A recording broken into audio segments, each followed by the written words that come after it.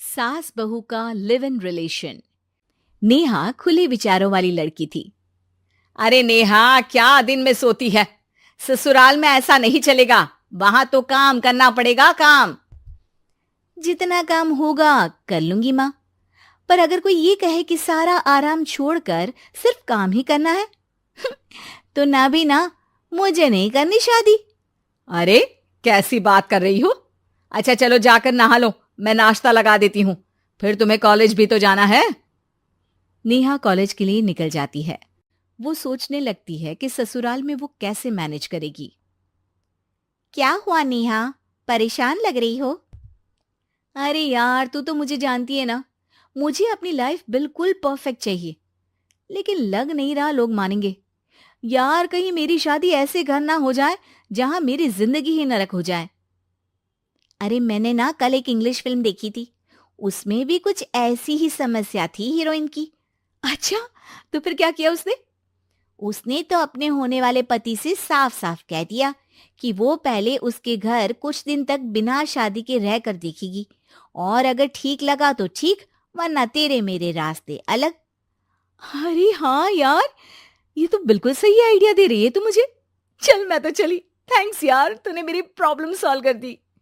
ये बोलकर नेहा खुशी खुशी वहां से निकल जाती है, लेकिन पीछे से उसकी सहेली कहती है, अरे नेहा, नहीं नहीं, कुछ नहीं सुनना मुझे। ये बोलकर वो वहां से चली जाती है। हे भगवान, पूरी बात सुने बिना ही चली गई। अरे वो तो विदेशी फिल्म थी, वहां सब चलता है, लेकिन ये तो भारत है, सभ्यता और संस्कारों वाला देश, जहां शादी से पहले लड़की को ससुराल में नहीं रखा जाता। खैर, नेहा मस्त होकर घर आती है। नेहा, कल तुझे लड़के वाले देखने आने वाले हैं, और हाँ, इस बार कोई बहाना नहीं चलेगा। हाँ हाँ, आने दो आने दो, मैं तैयार हूं शादी के लिए। अगले दिन लड़के वाले आते हैं, जहां लड़का कहता है, मुझे अकेले में लड़की से कुछ पूछना है। हाँ हाँ, क्यों नहीं बेटा, जाओ नेहा, घर तो दिखा दो इन्हें। नेहा भी खुश हो जाती है कि उसे मौका मिल गया है लड़के से अपनी शर्त रखने का। देखो, मुझे ना शादी से बहुत डर लगता है। पता नहीं कैसी लड़की आए, तालमेल बना पाए कि नहीं मेरे परिवार से। मैंने कई घरों में रोज का क्लेश होते देखा है। तुमने तो मेरे दिल की बात कर दी। मैं भी यही सोच रही थी कि भाई सास तो अच्छी होनी चाहिए, पति सपोर्ट करे ना करे, रहना तो पूरे दिन सास के साथ है। लेकिन मेरे पास ना इसके लिए एक बहुत अच्छा आइडिया है। अच्छा, कैसा आइडिया? क्यों ना शादी के पहले मैं कुछ दिनों तक तुम्हारे घर आकर रह लूं, तुम लोग मुझे समझ लेना, मैं तुम लोगों को समझ लूंगी। ठीक लगा तो शादी, वरना टाटा बाय बाय। क्यों? लड़के को नेहा की बात में दम लगता है। वो घर के सभी लोगों के सामने नेहा की बात रखता है। अरे पागल हो गई है क्या? ये कैसी शर्त है? अरे शादी से पहले मैं क्यों तुझे किसी और के घर भेजूंगी रहने? अरे लड़की के ख्याल तो 20 साल आगे के हैं, इतनी भी खुले विचारों वाली लड़की नहीं चाहिए हमें। अरे माँ, क्या बुरा और गलत बोल रही है ये? रहना तो हम दोनों का है ना। कल को कोई परेशानी आई तो तुम सब तो ये बोलकर निकल जाओगे कि जिंदगी तुम लोगों को ही निभानी है। तुम लोगों को जो करना है करो। तब क्या करूंगा बताओ? सबके समझाने पर वो लोग मान जाते हैं।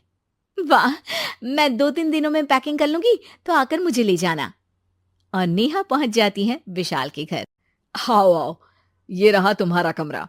इस घर में तुम एज अ गेस्ट रहो, लेकिन माँ तुम्हें बहू की तरह ही ट्रीट करेंगी, और तुम भी उन्हें सास की तरह ही रखना। बस फिर क्या था, शुरू हो जाता है लिव इन सास बहू का ड्रामा। अरे चाय तो बना दे बहू। जी सासू माँ, अभी लाई। नेहा चाय लेकर आती है कि बस चाय लेकर आई हो, इसके साथ पकोड़े भी ले आती। लेकिन आपने तो बताया ही नहीं कि आपको चाय के साथ पकोड़े भी चाहिए। हाँ हाँ, अब तो पता चल गया ना। रात को खाना खाने के बाद नेहा किचन में खटर पटर कर रही होती है। क्या हो रहा है वहां नेहा? माँ जी, मैं ना रात को अदरक वाली चाय पीकर सोती हूँ, ये मेरी आदत है। अच्छा, तो जरा मेरे लिए भी बना देना। दोनों सास बहू रात को चाय पीती हैं। अगले दिन, नेहा, मैं मंदिर जा रही हूँ, मेरी साड़ी निकाल कर बेड पर रख दे। नेहा सास के लिए साड़ी निकाल कर रख देती है। वो देखती है कि उसके आने के बाद से सास ने घर का कोई भी काम करना छोड़ दिया है। यार मैं क्या करूं? ऐसा ससुराल तो मुझे नहीं चाहिए था जिसमें मैं ही सारा काम करूं। मैं तो ऐसा घर चाहती हूं जहां सास और बहू दोनों मिलकर किचन में काम करें। हे भगवान, रात को चाय पी ली, पेट में गैस बन गई, अब तो चला भी नहीं जा रहा है। मुझे तो ऐसी बहू चाहिए जो हेल्थ के प्रति कॉन्शियस हो, क्योंकि वो ठीक रहेगी तभी तो मैं ठीक रहूंगी।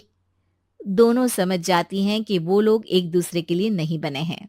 अगले दिन, नेहा, जरा चाय तो ले आना। नेहा चाय के साथ चिला भी बनाकर ले आती है। सास खा पीकर सो जाती है।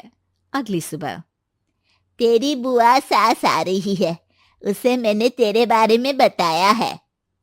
तभी वहां गंवार से एक महिला आ जाती है। चलो यहां से निकलो, कुछ नहीं है खाने के लिए, जाओ। ए नेहा, तमीज से बात करो, ये मेरी ननद यानी आशीष की बुआ है। हाय रे दैया, इतनी आकड़ वाली लड़की! अरे यही है ना जो शादी से पहले ही आकर बस गई है यहाँ पर। बस नहीं गई हूं, बसना है या नहीं ये डिसाइड करने आई थी, लेकिन इन लोगों के रिश्तेदार इतने गंवार हैं तो मैं तो ना कर रही इस घर में शादी। अरे भाभी, और क्या कमी थी हमारे आशीष में जो आपने ऐसी लड़की की शर्तों को मान लिया? अरे वो तो आशीष के कहने पर मैं झुक गई, वरना ऐसी लड़की को तो मैं घर में घुसने भी ना दूं।